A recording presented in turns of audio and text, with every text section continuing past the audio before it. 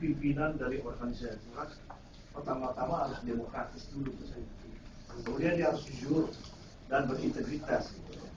Jadi saya kira jangan ada DAN nanti yang duduk di dalam itu kita bisa atur, haruslah tokoh masyarakat, advokat senior yang betul-betul teruji kejujurannya, integritasnya tinggi, ya, dan kemudian demokrat gitu. Nah, dengan adanya DAN yang demikian itu, kita juga harapkan pemilihan ketua nanti itu, ketua organisasi nanti juga harus begitu sama, harus orang jujur, tidak boleh orang-orang yang main dengan korupsi judicial gitu. Itu pantangan untuk seorang pimpinan organisasi advokat bahwa dia berpraktik kotor.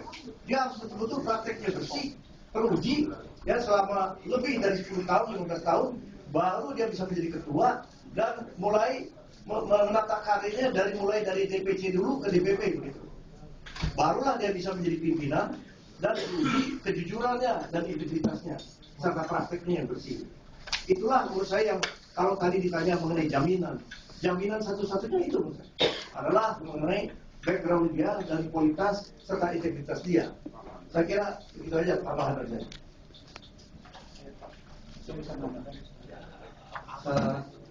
Pada rekan-rekan pers, kami pengen juga memberikan masukan bahwa kita lihat rekan kita, sahabat kita, organisasi teman-teman dari Peradi, kita lihat komentar-komentar atau pendapat-pendapat mereka yang berkembang di pers sekarang. Ada dua pertanyaan yang muncul di pikiran kita. Apakah Peradi ini tidak pernah membaca rancangan undang-undang, termasuk perkembangan yang terakhir, update terakhir?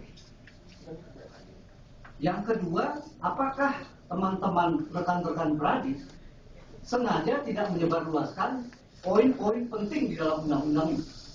Karena yang berkembang ada kesan seolah-olah betapa mudahnya membentuk satu organisasi advokat, seolah hanya dengan 35 orang akan berdirilah suatu organisasi advokat yang sah. Padahal itu hanya salah satu syarat berdirinya suatu organisasi. Boleh ya 35 orang, tetapi banyak syarat-syarat yang sangat ketat, sangat mempersulit.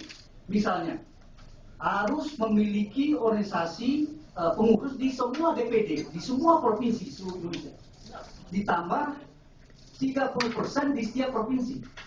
Kemudian harus punya modal 500 juta di rekeningnya modal awal, kemudian mempunyai kantor yang tetap.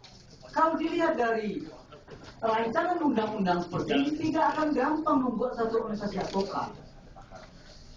Apalagi kemudian dengan adanya diakomodirnya adanya DAN, Dewan Advokat Nasional.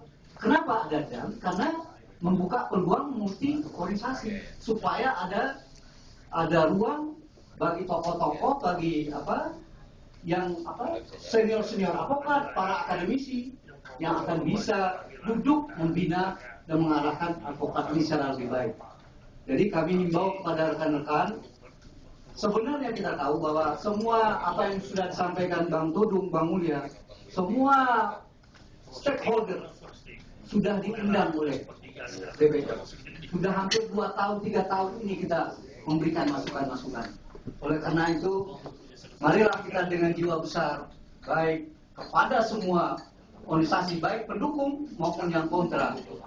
Kalau andai kata undang-undang ini disahkan tanggal 24, marilah kita bersatu, berkumpul, masing-masing menghargai, masing-masing organisasi, mari kita saling menghargai dan jangan saling menjatuhkan. Terima kasih. Assalamualaikum warahmatullahi wabarakatuh.